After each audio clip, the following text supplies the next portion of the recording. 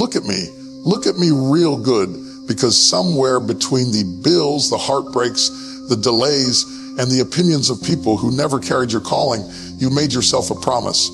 You said, this won't be my forever. You said, I'm not dying like this. You said, there's more in me than what I've been surviving. Well, but life happened. Pressure happened. Fear got loud. Comfort got seductive. And now you're living a life that pays the rent but starves the soul. I didn't come to motivate you today. I came to wake you up, because the greatest betrayal is not what others did to you. It's when you slowly stop becoming who you told yourself you would be. You don't need a new year. You don't need permission. You don't need applause. What you need is courage to look in the mirror and say, I owe myself more than this. Tonight, we are not talking about dreams you talk about. We are talking about the life you promised yourself when nobody was watching. And it's time right now to start living it. There was a moment in your life when you were alone with your thoughts, when the noise of the world was quiet enough for you to hear your own truth. Nobody applauded it. Nobody reposted it. Nobody validated it.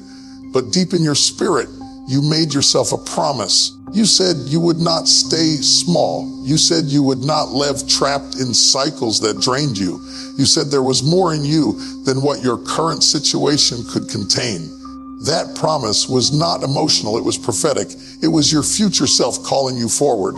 But somewhere along the way, survival demanded your attention.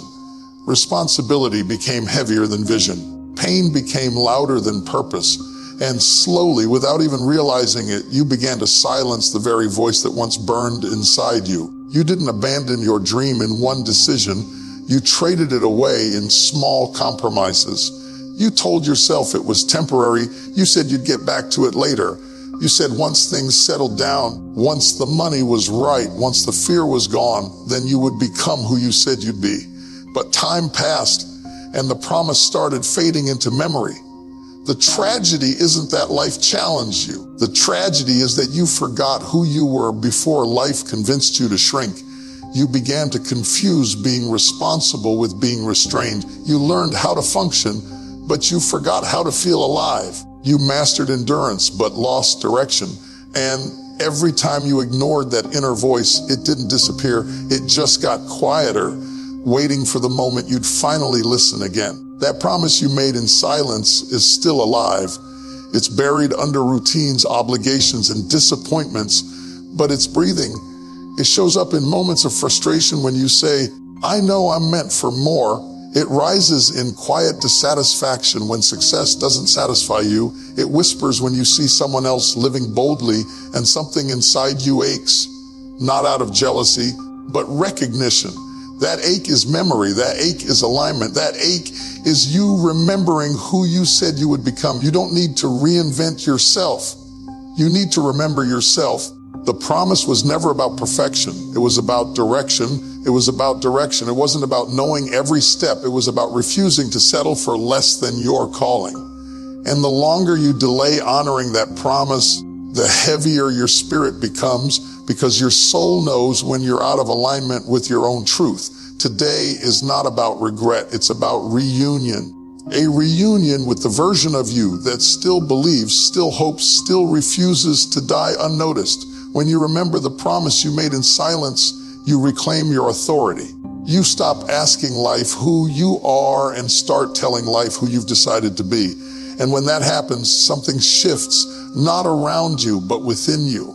Because the moment you remember the promise, you take the first step toward finally living it. Every time you choose comfort over courage, you are not resting, you are negotiating with the very potential that was placed inside you. You talk yourself into staying where it's familiar, where it doesn't demand too much, where nobody questions your growth.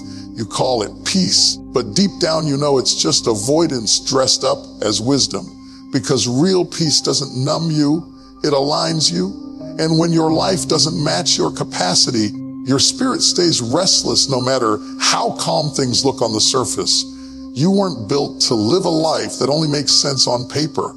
You were built to live a life that stretches you, scares you, and requires faith to sustain it. But potential is expensive. It asks for sacrifice. It demands discipline. It requires you to walk away from what's good in order to reach what's greater. And that's where the negotiation begins. You say, I'll grow, but not yet. I'll risk, but only if it's guaranteed. I'll step out, but only when I feel ready. And potential responds by waiting because it refuses to be forced, but it also refuses to be denied forever. Comfort is subtle. It doesn't attack you. It invites you. It gives you just enough success to keep you from feeling desperate and just enough fear to keep you from feeling bold. It convinces you that staying put is maturity, that shrinking your dreams is realism, that settling is stability. But every time you make that agreement, something inside you weakens, not visibly, not immediately, but gradually your hunger fades, your standards lower, your excuses become sophisticated, and you start defending the very limits that are holding you back. The danger is not that you fail while reaching, it's that you succeed while settling. That kind of success traps you. It keeps you busy enough to avoid your calling and rewarded enough to justify your fear. You smile, but you're unfulfilled. You're productive, but you're not progressing. And the more you negotiate with your potential, the more distant your future self becomes, until one day you wake up and realize you've been loyal to comfort and disloyal to destiny. Your potential doesn't need permission. It needs obedience. It needs you to stop asking whether it's safe and start asking whether it's true. Because the life you desire is not on the other side of convenience. It's on the other side of courage. The moment you stop negotiating, you reclaim your authority. You stop waiting for conditions to change and decide to change your conditions. And when that decision is made, comfort loses its power, fear loses its voice, and your potential finally has room to breathe. You don't lose your life by reaching higher. You lose it by staying where you've already outgrown. And the day you stop negotiating with your potential is the day your future stops being delayed and starts being demanded. The version of you that feels safe is not evil, broken, or weak. It's familiar. It's the version that learned how to cope, how to blend in, how to survive what tried to break you. That version protected you when you didn't have clarity, resources, or support. But what once protected you can eventually imprison you if you refuse to evolve. Safety is a season, not a destination. And if you stay loyal to who you were, you will betray who you are becoming. Growth always demands separation, not just from people, but from patterns, habits, and identities that no longer fit. The problem is the safe version of you knows all your limits. It knows how to keep expectations low and explanations ready. It knows how to avoid disappointment by avoiding risk. It whispers, this is enough. Don't rock the boat. Don't stand out. Don't reach too far. And because that voice sounds like you mistake it for wisdom. But wisdom stretches you.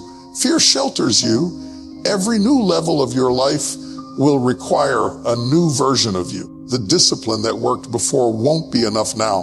The mindset that got you through survival won't sustain expansion. You can't build a future with tools designed for a past season. Yet many people keep rehearsing old behaviors in new environments and wonder why they feel stuck. It's not that the door is closed. It's that the identity trying to walk through it no longer matches the assignment. Outgrowing yourself is uncomfortable because it feels like loss. You lose certainty. You lose applause from people who only understood the old you. You lose routines that once felt secure. But what you gain is alignment. You gain clarity. You gain the strength that comes from standing in truth instead of hiding in familiarity. And yes, you will feel exposed. Growth always feels like exposure because you can no longer hide behind what you've already mastered. The safe version of you wants guarantees. The next version of you requires faith. Faith to speak when you used to stay quiet. Faith to try when you used to wait. Faith to be seen when you perfected being invisible. And the fear you feel is not a warning, it's confirmation that you're stepping beyond what you can control. That's where expansion lies. That's where purpose gets activated. You don't dishonor your past by outgrowing it. You honor it by refusing to be trapped by it. The old you did its job. It kept you alive. But it is not qualified to lead you into your future. The life you desire demands a bolder voice, a stronger discipline, a deeper belief. And the moment you decide to release the version of you that feels safe, you make room for the version of you that feels true. That's when growth stops being optional and starts being inevitable. When discomfort shows up, most people assume something has gone wrong. They pull back, slow down, retreat into what feels familiar. But discomfort is not your enemy. It is your evidence. It is life confirming that you are no longer operating on autopilot, that you have stepped beyond what you can control, predict, or manage with ease. Comfort never changed anyone. Discomfort is the signal that growth has entered the room. Every breakthrough you admire was born in tension. The stretching of the mind, the shaking of identity, the unsettling feeling of not being fully ready. This is not chaos, this is construction. When muscles grow, they tear. When vision expands, certainty breaks. When purpose activates, convenience disappears. If you wait to feel comfortable before you move, you will never move at all. The discomfort you're feeling is not a sign to stop. It's proof that you're finally going in the right direction. Discomfort challenges your habits. It exposes where you've been relying on routine instead of intention. It forces you to confront weaknesses you avoided when things were easy. That's why it feels threatening. It strips you of excuses and demands your presence. You can no longer hide behind what you already know, because now you are required to learn, adjust, and rise. And while your mind may label that feeling as fear, your spirit recognizes it as preparation. The reason discomfort feels overwhelming is because it speaks to the parts of you that haven't been developed yet. It introduces you to skills you haven't mastered, confidence you haven't fully claimed, and discipline you haven't consistently practiced. That unfamiliarity creates resistance, but resistance is not rejection, it's refinement. What feels awkward today becomes authority tomorrow if you stay long enough to grow through it. Think about how many times you almost quit because it got uncomfortable. How many doors you almost walked away from because the pressure increased. What you didn't realize then is that pressure is often proximity. The closer you get to purpose, the more intense the resistance feels, not because you're wrong, but because you're close. Discomfort is the weight room of destiny. It builds strength you cannot acquire in ease. When you stop interpreting discomfort as danger, you reclaim your power. You stop asking, why does this feel so hard? And start declaring, this is shaping me. You realize that clarity often comes after courage. Before it, that confidence is built in motion, not in waiting. And that every time you choose to stay present in discomfort instead of escaping it, you expand your capacity to handle the life you asked for. Discomfort doesn't come to destroy you, it comes to develop you. It's the confirmation that you've left the shallow end. And if you stay faithful in the stretch, you will look back and realize the very feeling you tried to avoid was the evidence that you were becoming exactly who you needed to be. At some point in your life, you made agreements you never consciously signed, agreements with fear, agreements with approval, agreements with expectations that were placed on you before you even knew who you were. You didn't choose them out of passion. You accepted them out of survival. You learned what to say to be accepted, what to hide to be liked, and what dreams to downsize so you wouldn't make anyone uncomfortable. And without realizing it, you started living a life that belonged more to other people's expectations than to your own calling. Fear is persuasive because it sounds reasonable. It tells you to be careful, to wait, to not risk what you already have. It convinces you that silence is wisdom and hesitation is maturity. But fear doesn't protect your future. It protects your past. It keeps you loyal to familiar limitations and calls it safety. And the longer you honor that agreement, the more your world shrinks. You stay busy, but you don't expand. You stay occupied, but you don't evolve. Other people's expectations work the same way. They reward the version of you they understand and resist the version of you they can't control. They clap when you stay predictable and question you when you grow bold. And because you value connection, you start editing yourself.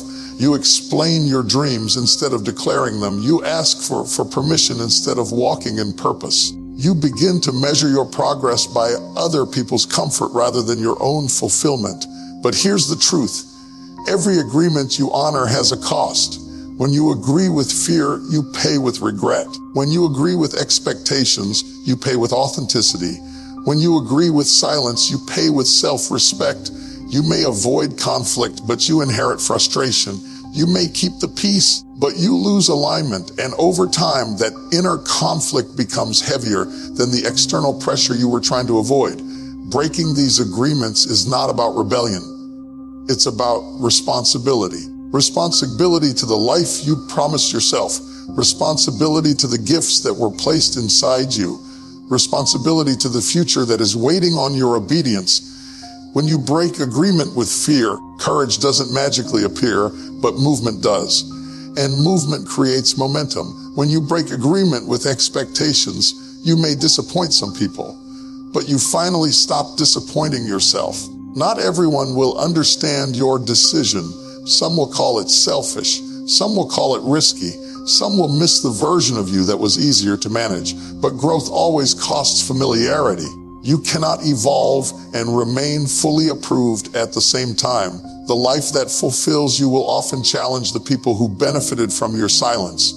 The moment you break these agreements, your voice returns, your vision sharpens, your energy shifts. You stop asking who might be upset and start asking who you are becoming. And that decision doesn't just change what you do, it changes who you are. Because the most powerful freedom you will ever experience is the day you choose alignment over approval and destiny over fear. The promised life doesn't wait for perfect timing. It doesn't pause until all conditions are ideal, until the fear disappears, or until the stars align in your favor. Waiting for someday is the silent trap that keeps dreams buried and potential dormant. Too many people spend their lives planning to start tomorrow, to take the leap next week, or to pursue their purpose when circumstances are easier. But the truth is, the life you promised yourself begins the moment you decide it will. Decisions are the ignition for action, and action is the language that transforms promises into reality. Deciding is not just a thought, it is a declaration. It is standing in front of your own hesitation, fear, and doubt and saying, enough. I will no longer postpone who I am meant to be. Decisions are powerful because they force you out of neutral. You don't need all the answers to start. You don't need full confidence to step forward. You don't even need the full picture. You just need the courage to commit to moving in the direction of what you said you would become. Once the decision is made, the universe begins to respond. Doors open that were previously invisible. Resources appear in unexpected ways. People align with your vision who resonate with your commitment. The danger in waiting is subtle but devastating. Every day you delay, the voice of doubt grows louder. Every moment you hesitate, fear gains momentum. And every second spent in indecision is a moment where your promised life drifts further into possibility instead of reality. Waiting convinces you that you are patient, that you are wise, that you are careful. But in truth, waiting is surrendering the present for an imagined perfect future. And the perfect future never comes to someone who refuses to act. Choosing now requires confronting resistance. You will feel the weight of uncertainty. You will hear the whispers of past failures and see the shadows of what could go wrong. That's normal. The future is never built in comfort. It is built in commitment. The decision to live the life you promised yourself asks you to move with faith before you feel ready. It asks you to take ownership of your time, your talent, and your vision. It asks you to stop letting circumstances dictate your worth and start letting your calling define your courage. Once you decide, momentum begins. Small steps compound into significant progress. Every choice aligned with your purpose strengthens your resolve. Every action taken in faith reinforces your belief that you are capable. You begin to see that waiting was never a virtue. It was an illusion that kept you from experiencing the fullness of your potential. Deciding is not a single moment. It is a series of choices repeated over time that collectively shape the life you promised yourself. The moment you decide, you reclaim authority over your own story. You stop allowing life to happen to you and start making life happen through you. You no longer defer to fear, approval, or convenience. You stand fully present in your commitment, and that is when transformation begins. The life you promised yourself does not wait for permission, circumstances, or certainty. It begins the moment you choose, and the moment you choose, everything begins to change. Ladies and gentlemen, I need you to hear me loud and clear, because I'm not just speaking to the room, I'm speaking to your soul. You've spent too long postponing, too long apologizing, too long shrinking to make other people comfortable. You've made promises in the quiet that you've been too afraid to honor in the daylight, but no more. Tonight, that stops. The life you promised yourself is not a maybe. It is not a someday. It is here. It is now, and it is calling you to rise. You have been negotiating with fear, silencing your vision, and agreeing to a life that wasn't yours to live. But that ends tonight. You are bigger than your circumstances. You are stronger than your excuses. You are louder than the doubts that tried to quiet your destiny. And I want you to understand something crucial. You don't need anyone's approval. You don't need perfect conditions. You don't need a guarantee that it will be easy. You need one thing, the decision to show up as the person you promised yourself you would become. So rise up, step into the discomfort, break the agreements that bind you, outgrow the old version of yourself that feels safe. Stop negotiating with your potential and start living like the promise is non-negotiable. This is your time, your moment, your life. And when you finally do what you've been too afraid to do, the world will step aside because there is nothing stronger, nothing louder, and nothing more unstoppable than a soul determined to honor the promise it made in silence. And let me hear you say it with me tonight. I will live the life I promised myself.